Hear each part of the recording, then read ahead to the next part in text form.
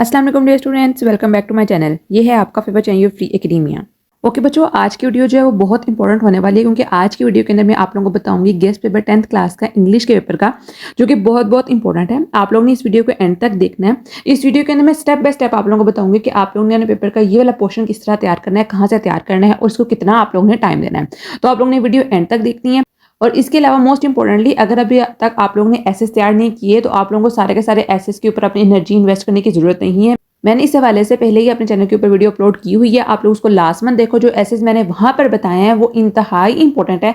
अगर आप लोग वो एसेस कर लेते तो 95% चांसेस हैं कि आपको वही एसेस आएंगे और आप लोग बहुत अच्छे मार्क्स जो हैं वो गेन कर लोगे।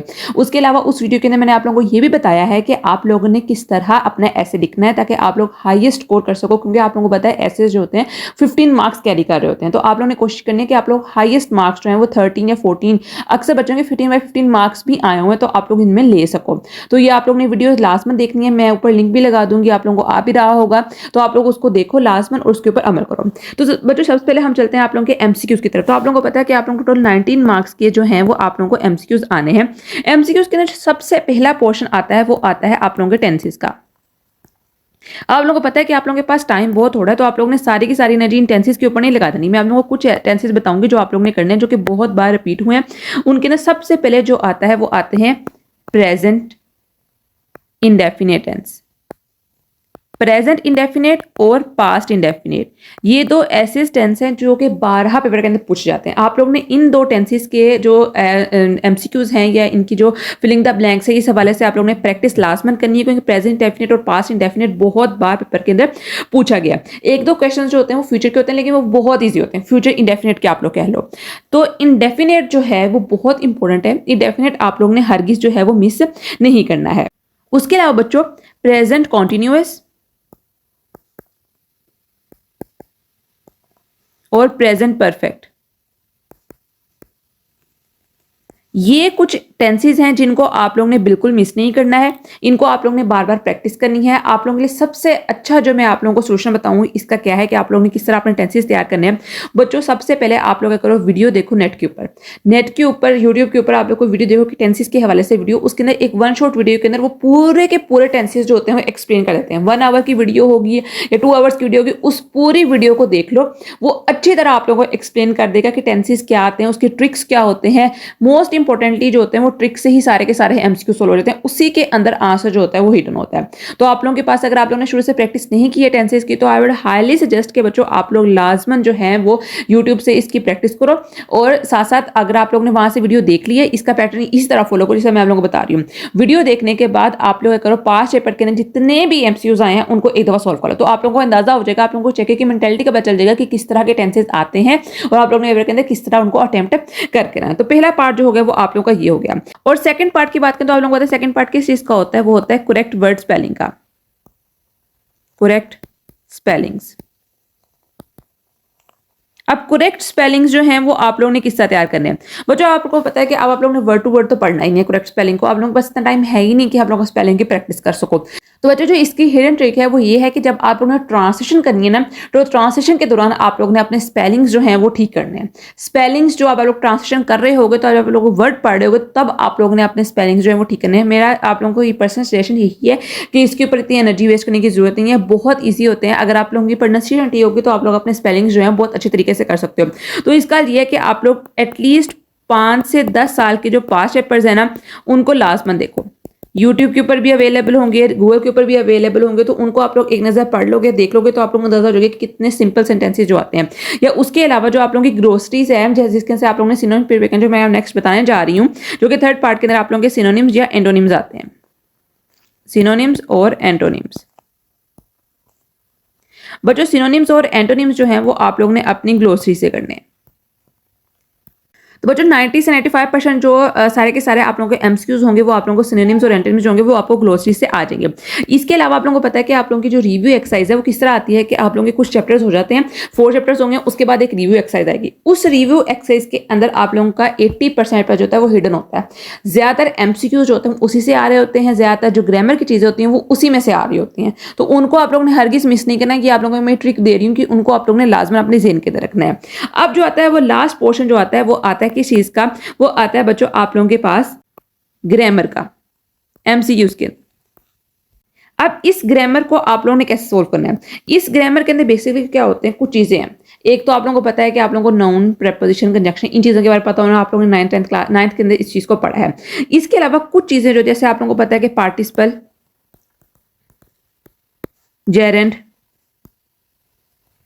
ये चीजें। उसके अलावा नाउन्स और उसकी टाइप्स। नाउन्स की टाइप्स के बारे में 80 से 85% पूछ जाता है कि एब्स्ट्रैक्ट नाउन क्या है, इंडेफिनिट नाउन क्या है, रिलेटिव प्रोनाउन क्या है। ये चीजें जो होती हैं ये आप लोगों को नाउन और प्रोनाउन की बेसिकली जो पेपर होता है ना 9th-10th क्लास का, वो बहुत बेसिक होता है। बच्चे क्या करते हैं, अक्सर वो करते हैं कि वो हायर लेवल की चीजें पढ़ जाते हैं और पेपर बहुत ईजी आ रहा होता है, उनको ईजी चीजें ही नहीं आ रही होती।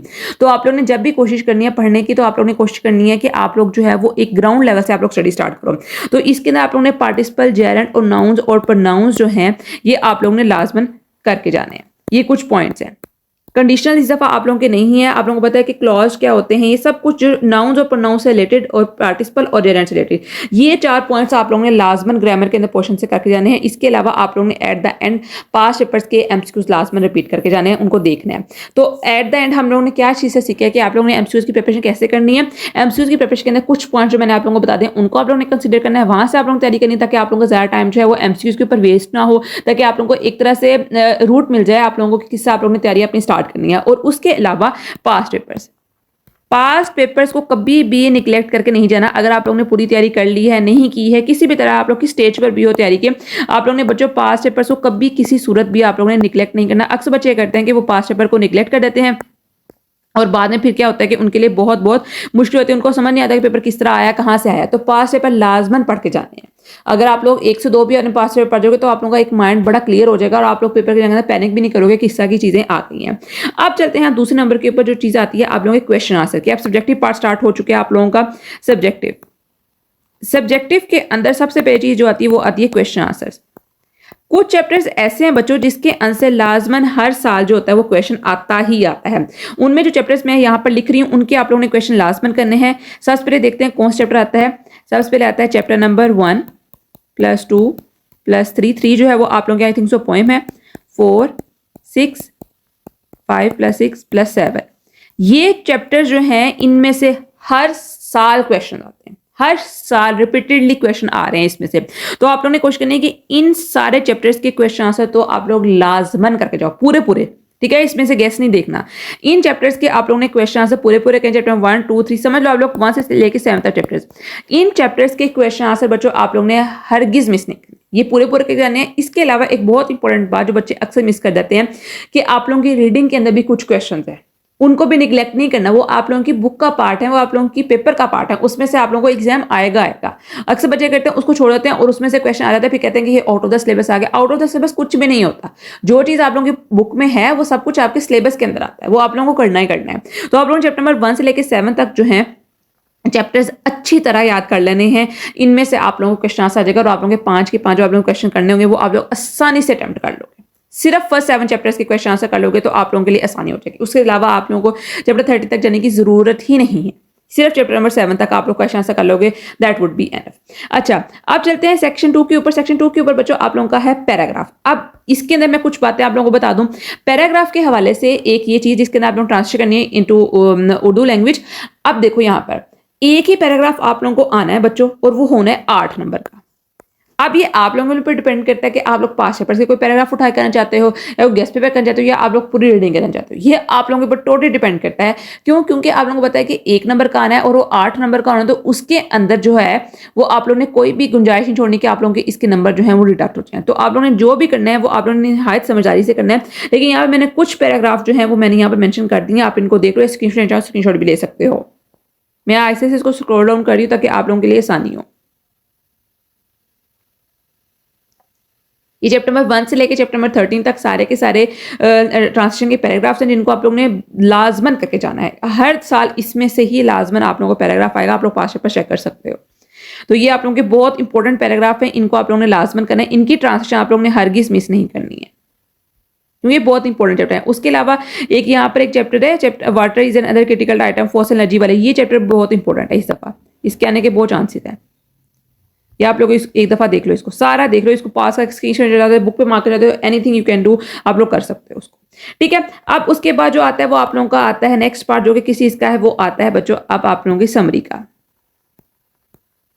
समरी कैसे अटेम्प्ट करनी है बच्चों? समरी के लिए एक इंतहाई इंपॉर्टेंट बात, समरी को कभी भी इतना लेंथी नहीं लिखना। समरी का मतलब क्या होता है? समराइज करना। तो आप लोगों ने कोशिश करनी है कि आप लोग अपनी पोएम को समराइज करो, बट ट्विस्ट इज दैट कि आप लोगों ने उसको इस तरह समराइज करना है कि आप लोगों की लैंग्वेज भी अच्छी हो, आप लोगों का वर्ड काउंट भी हो, ठीक है, और उसके अलावा आप लोगों ने सिनोनिम्स वर्ड्स अच्छे यूज किए हों, एक ही वर्ड को रिपीट मत किया हो। रेपिटेशन जो होती है वो पेपर के अंदर सबसे गंदी चीज मानी जाती है। जब भी कोई चीज रिपीट हो रही होगी, चेकर बहुत ज्यादा बोर होगा, चेकर जो होगा वो समझेगा कि इस बच्चे को चाहता नहीं, एक ही वर्ड है जो बार बार यूज करी जा रहा है। ये कभी भी नहीं करनी पेपर के अंदर। सिंपल लैंग्वेज लिख लो बट रिपीट मत करो। इतनी हाईफाई इंग्लिश लिखने की भी कतन कोई जरूरत नहीं है, क्योंकि पेपर जो होता है उसका मकसद क्या होता है कि आप लोग ने आसान करके सब कुछ बताना है, ये नहीं कहना कि और कॉम्प्लिकेट कर देना चीजों को। अगर जब तक चेकर को समझ नहीं आ रही होगी तो वो फिर आप लोगों का किस तरह जज करेगा, किस तरह चेक करेगा। तो कोशिश ये करनी है कि सिंपल लिखा हो बट यूनिक लिखा हो, इस चीज को आप लोगों ने फोकस करना है। उसके बाद एसेस की बात करें तो एसेस के हवाले से मैंने आप लोगों को बताया कि मैंने बहुत एक लेंथी वीडियो जो है वो एक्सप्लेनेशन के साथ पूरी अपने चैनल के ऊपर अपलोड की हुई है, वो आप लोग लास्ट में देखो। इंपॉर्टेंट ऐसे बताए हुए हैं किस तरह अटेम्प्ट करने हैं, क्या क्या चीजें करनी है, एग्जाम्पल के साथ मैंने आप लोगों को बताया हुआ है। तो वो वीडियो आप लोग देख लो तो आप लोगों के लिए आसानी हो जाएगी। इस वीडियो के अंदर आप लोग अपनी एनर्जी जो है, टाइम जो है वो वेस्ट नहीं करेंगे। उसके बाद बच्चों आता है आप लोगों का नेक्स्ट पोर्शन जो आता है वो आता है डायरेक्ट और इनडायरेक्ट स्पीच का। डायरेक्ट और इनडायरेक्ट स्पीच जो है ये क्वाइट ट्रिकी पार्ट है, क्योंकि इसके अंदर जो होता है बहुत ज्यादा रूल्स जो रेगुलेशंस जो हैं वो आप लोगों ने याद रखनी होती हैं, ये रखनी ही पड़ती हैं, क्योंकि डायरेक्ट और इनडायरेक्ट स्पीच जो है वो एक्टिव पैसिव वॉइस से काफी ज्यादा डिफिकल्ट है। तो इसके लिए मैं आप लोगों को यही सजेस्ट करूंगी कि आप लोग सबसे पहले जो है यूट्यूब के कोई वीडियो देखो डायरेक्ट और इनडायरेक्ट स्पीच की, बट ओवर द नाइट ये इतनी जल्दी हो नहीं सकता। तो इसका हल यही है कि आप लोग इसके कोई ना कोई शॉर्ट ट्रिक्स चैटजीपीटी की हेल्प से ले सकते हो। आप लोग बता सकते हो कि हाँ भी मुझे बताओ डायरेक्ट और इनडायरेक्ट स्पीच जितने भी टेंसेज हैं आप लोगों के पास उन्हें किस तरह कर सकते हैं, किस तरह क्या उसके ट्रिक्स हैं, तो वो आप लोगों को बहुत आसानी से बता देगी। ठीक है, तो इसके लिए इसका जो सबसे इंपॉर्टेंट गेस्ट है वो है चैटजीपीटी। आप लोग चैटजीपीटी को प्रॉम्प्ट दो और बताओ कि मेरा ये टाइप ऑफ डायरेक्ट स्पीच है, इसको इंडायरेक्ट में करना है या इनडायरेक्ट को डायरेक्ट में करना है, तो आप लोग बताओ मैं इसको किस तरह आइडेंटिफाई कर सकती हूँ, इसका क्या पैटर्न होगा, और उसको आप लोग अपने एक रजिस्टर के पेज के ऊपर लिख लो, ताकि आप लोग नेक्स्ट जब रिवीजन करो तो आप लोगों को दोबारा से उसके ऊपर ना जाना पड़े, टाइम ना वेस्ट हो। लिखते जाओ, लिखोगे। अगर सपोज आप लोगों के पास जो है वो पास्ट इंडेफिनिट का है, एक सेंटेंस लिखो डायरेक्ट का और एक सेंटेंस लिखो इनडायरेक्ट का, और साथ ही उसका हिंट लिख लो कि किस तरह आप लोगों को आइडेंटिफाई करना है कि इसके अंदर डायरेक्ट स्पीच है या इनडायरेक्ट स्पीच है, इसको किस तरह करना है, इसके अंदर किस चीज की एडिशन हो रही है, किस चीज की सब्ट्रैक्शन हो रही है, ये ट्रिक लिखो। और जब रिवीजन करो तो उसको निकालो उस पेज को और उसको पढ़ लो, तो आप लोगों के लिए बहुत आसानी हो जाएगी, ट्रस्ट मी। उसके बाद बच्चों आती है आप लोगों के पास ईडियम्स और फ्रेजेस। ईडियम्स और फ्रेजेस के ऊपर एनर्जी वेस्ट करने की कतने कोई जरूरत नहीं, क्योंकि वर्ड्स जो हैं ये बहुत इजी होते हैं। बेसिकली इसके अंदर क्या है कि आप लोगों के पेयर ऑफ वर्ड्स ही समझ लो आप लोग, मैं स्लैश पेयर ऑफ वर्ड्स भी कह देती हूँ, क्योंकि एक तो ये बहुत इजी होते हैं, बहुत आसानी से बच्चे कर लेते हैं। अगर आप लोग पास्ट पेपर्स के भी कर लोगे तो आप लोगों के लिए आसानी हो जाएगी। वहीं से आ जाना 98% चांस है कि आप लोगों के पेयर ऑफ वर्ड जो होंगे वो पास्ट पेपर से आएंगे, कोई रिपीटेडली न्यू नहीं होगा, क्योंकि आप लोगों को पता है कि आप लोगों ने सिर्फ 5 करने होते हैं जितने आप लोगों को उन्होंने दिए होते हैं, तो ये बहुत आसानी से हो जाते हैं, बहुत आसानी से। तो आप लोग इसके ऊपर भी इतनी एनर्जी वेस्ट ना करो, 15-20 मिनट के अंदर आप लोग पास्ट पेपर्स के सारे देखो, अपनी बुक के ऊपर मार्क करो, उनको पढ़ता जाओ, समझ आ जाएगी आप लोगों को। अगर उन्होंने देखो इसका भी ट्रिक है ना बच्चों, ये देखो अगर उन्होंने एक साल के अंदर या फिर आप लोगों को रिपीटेड उन्होंने डी से जो है वो 4 से 5 वर्ड्स दिए हुए हैं, तो आप लोगों को खुद ही समझ आना चाहिए कि डी से इन्होंने वर्ड्स दिए तो डी वाला जो है वो इंपॉर्टेंट, तो आप लोग उसके सारे कर लो। अगर उन्होंने एफ से जो है वो आप लोगों से 5 से 6 वर्ड्स दिए हुए हैं, तो आप लोग देख लो कि हाँ भाई एफ के सारे ही इंपॉर्टेंट है, उनमें से 2-3 बचते हैं तो आप लोग वो भी कर लो। इसमें आप लोग ये नहीं करना कि आप लोग बस इसमें ये कर लो बाकी 2-3 छोड़ दो, नहीं। अगर एच की बात करें, एच में उन्होंने हर साल कोई एक दिया हुआ है, तो आप लोग वो सिर्फ एक ही कर लो, बाकी सिर्फ एक नंबर देख लो तो काफी होगा, उसमें से वो फिर एक ही आना है, इतना ज्यादा नहीं आना है। तो ये इसका ट्रिक होता है। उसके बाद जो आता है वो लास्ट पार्ट बच जाता है बच्चों किस चीज का, वो बचता है पैराग्राफ का। अब इस पैराग्राफ के अंदर क्या करना है, उसने आप लोगों को उर्दू सेंटेंसेस दिए होंगे जिसको आप लोगों ने इंग्लिश में ट्रांसलेट करना है। ये देखो मैंने यहां पर लिखे हुए हैं, आप लोग इनको एक नजर लाजमन देख लो, ठीक है। मैं 10वीं जमात में पढ़ता हूँ। वालिदैन की इज़्ज़त करना हमारा इखलाकी फ़र्ज़ है। एक दफ़ा 2 दोस्त सफ़र पे रवाना हुए। शादियों से पहले हम गाँव में रहते थे। मेरे घर के सामने एक बाग है। दूध एक मुकम्मल ग़िज़ा है। मेरी वालिदा मुझसे बहुत प्यार करती हैं। एक दफ़ा एक कंजूस आदमी का बटुआ गुम हो गया। हज़रत मोहम्मद सल्लल्लाहु अलैहि वसल्लम मक्का में पैदा हुए। क्या तस्वीर हमारे गाँव की है। डर है कि चंद साल बाद दुनिया का तेल खत्म हो जाएगा। ये बहुत इंपॉर्टेंट है। आपको पता है कि यहाँ पर पाकिस्तान के अंदर या वर्ल्ड वाइड जो है वो एनर्जी क्राइसिस चल रहे हैं। तो इस तरह के क्वेश्चन जो हैं मैंने आप लोगों को पहले भी बताई हुई है। ऐसे के अंदर मैंने आप लोगों को एक ट्रिक बताई थी उर्दू में और इंग्लिश में कि करंट जो सिनेरियो होता है उससे रिलेटेड ऐसे लाज बनाते हैं। जो ही तवानाई को इंसान के फायदे के लिए इस्तेमाल किया जा सकता है। ये इंपॉर्टेंट ऐसे हैं जिनको आप लोगों ने हरगिज पैराग्राफ हैं जिनको आप लोगों ने हरगिज मिस नहीं करना। इसके अलावा आप लोगों को कहीं से भी कोई इन्फॉर्मेशन मिलती है तो बच्चों वहां से ले लिया करो।